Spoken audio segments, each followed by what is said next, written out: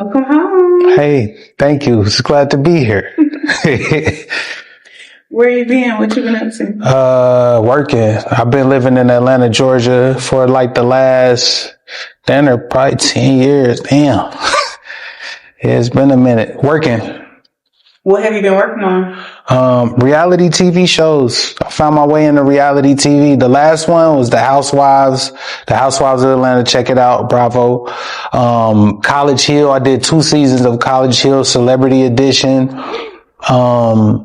This show, Sylvester Stallone, is with him and his family. I've been working on a lot. Impact Atlanta, that's a new show, and that's what we did season 1. We've been working on season 2 right now. So it's just like a lot of shows that come through Atlanta, and then just whoever calls me.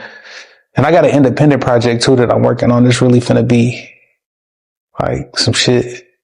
So do you feel like the opportunities opened more when you moved away from home?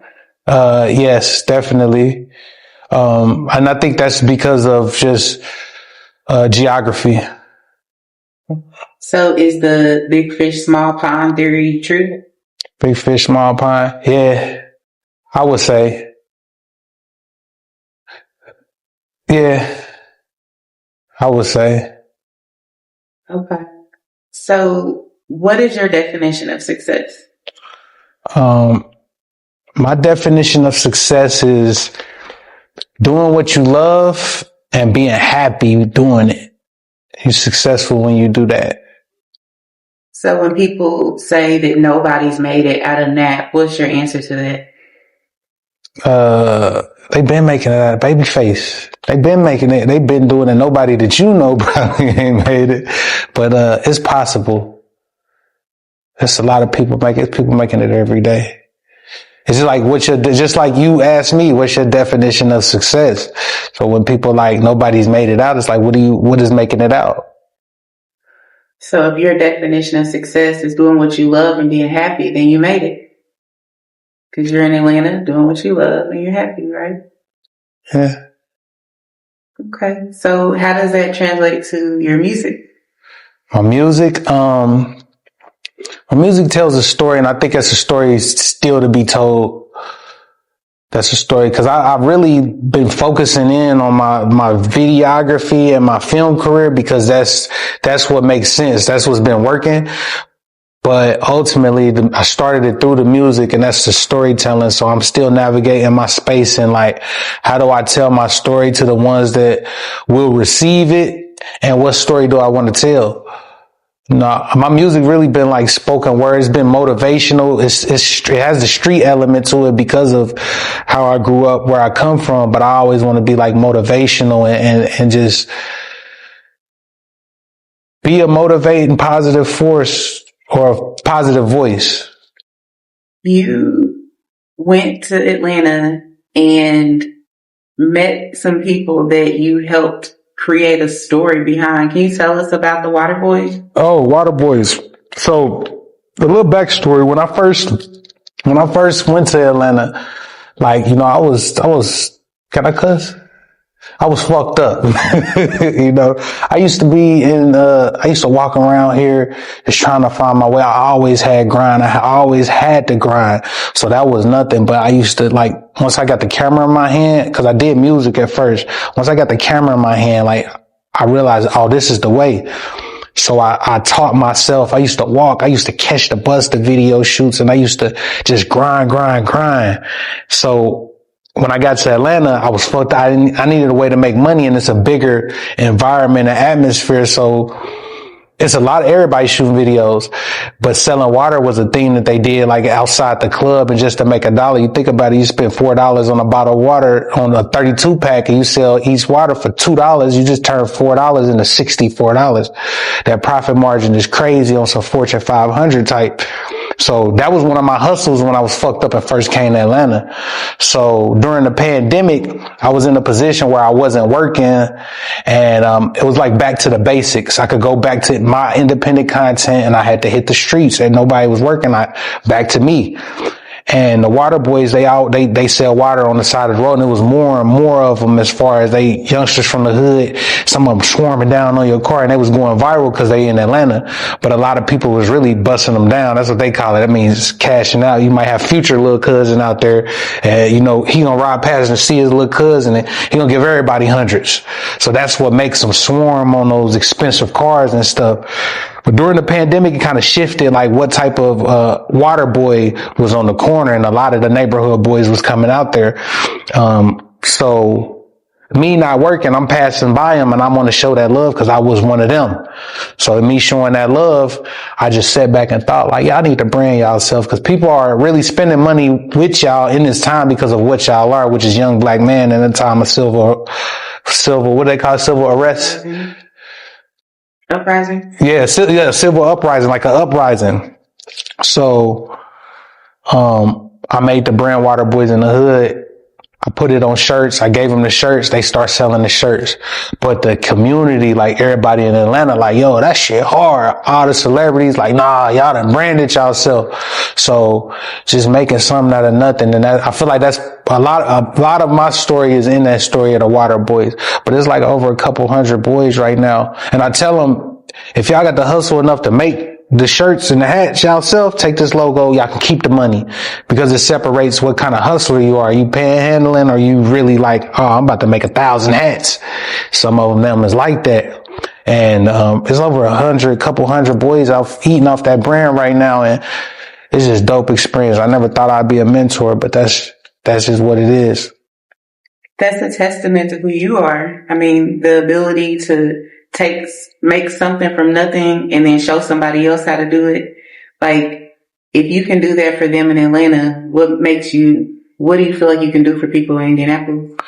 I feel like it's a different environment, but I could lead by example. That's the most I could do. I remember when I've shot over 100 videos. Was it 100? I don't know. We can count them. It's a lot. In the city, this is before I really even say I knew what I was doing or I was learning, but it was in a time where we created a wave, yourself included, when the leak, when y'all came through and Monkey Boy was on the cover and G Fresh looking like Birdman. They was calling G Fresh the Birdman of the city. Chains, all this shit, Nappyville, that shit motivated a young kid from the west side of Indianapolis to, I think I'm talented, I could do my shit. And I feel like, what year was that around? When did you, it was like 09?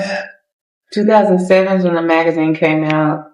2009 was that cover. I remember when the magazine first dropped, because it was like, wow, we have local artists like on a magazine. And I feel like every artist doing something pushed the next artist. So I came in around the videos and I caught a light bulb. Me and Scooty sitting like, hey, y'all niggas trying to rap. Cause I was making beats with Scooty at first. And I make beats too. With Lil Playboy, I gave Lil Playboy his Pro Tools. His Fruity Loops. So we making beats. But I just seen the curve and I'm like, yo, niggas is shooting videos nowadays. And I feel like I caught a curve of that play. But I feel like, and this is going back to the giving back, that work ethic, showing that work ethic, and I'm shooting videos, this and that. So now it's like all this content that people could look back on, and it's just like grinded. I could lead by example. That's how I could give back. And then in any of that sense is like, what do y'all want? And give it back. What we trying to do, or what we doing? With you being an artist, artists have to have a certain level of self-centeredness. But it's like you're so giving of your art. What makes you want to help other people tell their stories and you're not even done telling your story?